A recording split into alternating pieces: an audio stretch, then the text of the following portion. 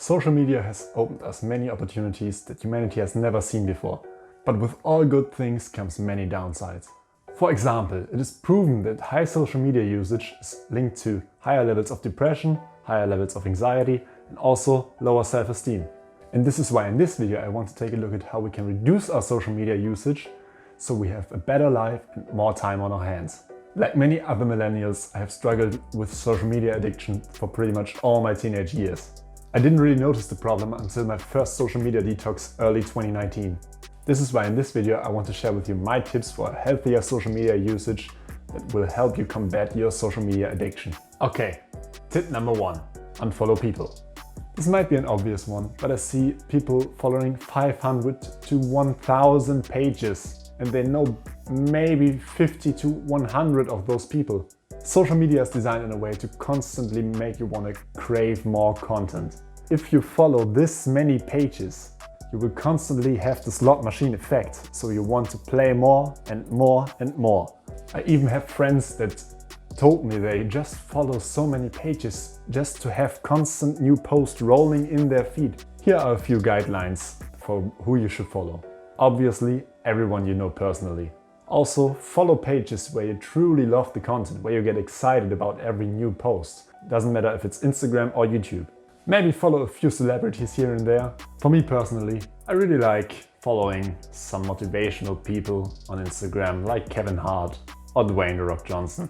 Also follow sites that are about things you are passionate about. Maybe those things are fitness or investing or any other thing you are very passionate about. For me, if I take all of those sites together, this comes out to around 140. I could probably push that number down to around 100, but if you are in this range, you're probably good to go. Obviously, this all depends on how many people you know and how many passions you have, so take this number with a grain of salt. If you want to slide into the DMs of a pretty girl sometimes, go ahead and do that. But if she doesn't answer or is not interested, go ahead and unfollow her. There's no need for you to be sitting in front of your phone all day, drooling all over it like you have never seen a woman in your life before. So just unfollow her and get on.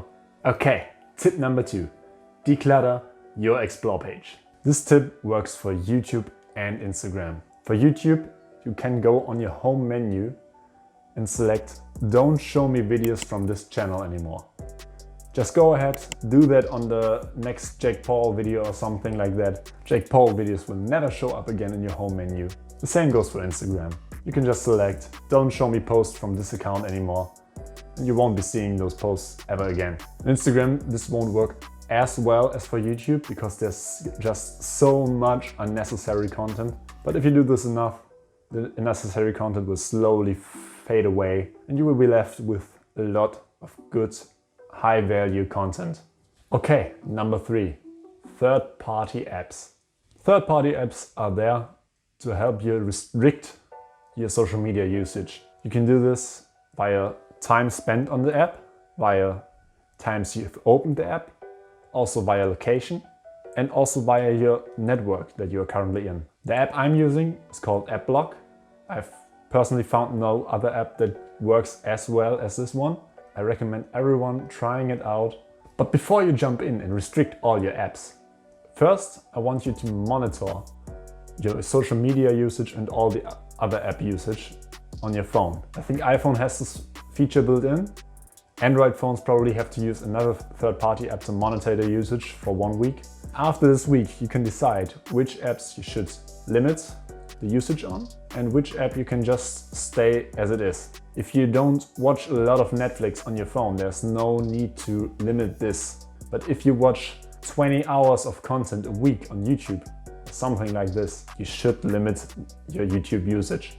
Maybe try the settings of 1 hour a day on YouTube and half an hour a day on Instagram. This is just 1.5 hours, which is probably a lot less time that you are right now spending on your phone. This will help you get started, get a little bit off your addiction of social media. Okay, these tips I just told you about were all on your phone. And now let's talk about some environmental changes you can make. Tip number 4. Don't charge your phone in your bedroom. You've probably heard this by every self-development influencer by now, but it has to be mentioned anyway. Don't charge your phone in your bedroom. Now I know, it's your alarm clock, but as Simon Sinek loves to say, buy a fucking alarm clock. It costs $5. And I even found this one.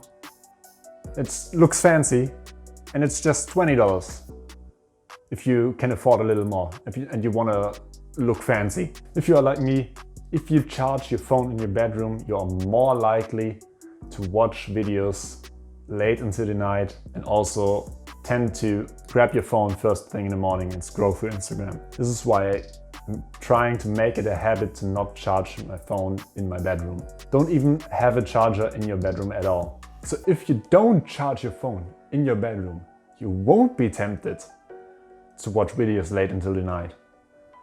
You won't be tempted to grab your phone first thing in the morning. And also, if you don't watch videos late until the night, you will get rid of all the blue light that comes from your phone. You will probably sleep better, sleep longer, and generally have a higher quality of sleep. Okay, tip number 5. If you are out and about, put your phone in your backpack. I know this doesn't apply to every situation because not everyone has a backpack with them all the time, but if you have one or have a purse with you, put your phone in there.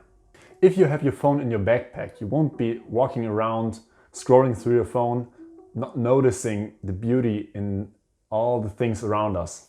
This is why I recommend always putting your phone in your backpack or your purse or anything like that. If you have it in your jeans pocket, you will be more likely to grab it, just scroll through Instagram while you're waiting on the bus or something like that. Notice your surroundings.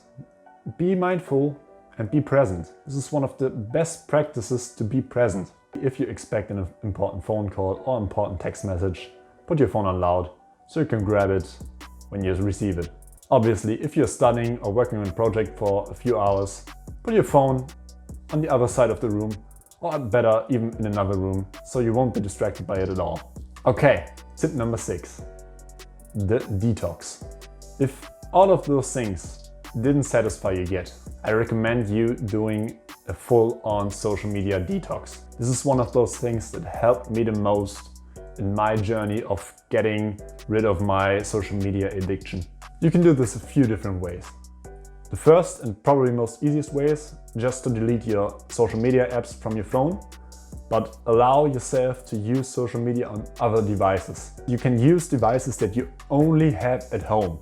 This way, every time you go on social media, you will be a lot more mindful about it and really decide to go on social media instead of it being a habit.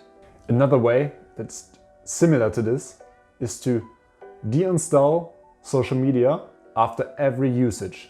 But if you do a social media detox for the first time, I really recommend just getting rid of it completely for 30 days. Get yourself an accountability partner that does this with you. This will help you stay on track, and also your accountability partner will thank you afterwards, because this is really a life-changing experience. And even if your social media addiction is not that bad, I really recommend doing this at least twice a year. If you have any other tips you want to share with us, please leave a comment below. I would love to see what your techniques are for battling social media addiction. This is a problem that all of us have to battle in this day and age, and I love to see how you combat it. If you liked the video or found it helpful, please let me know and leave a like. Also, if you want to see more, hit the subscribe button. I will be posting more content like this in the next coming weeks. Until then, see you next time. Peace.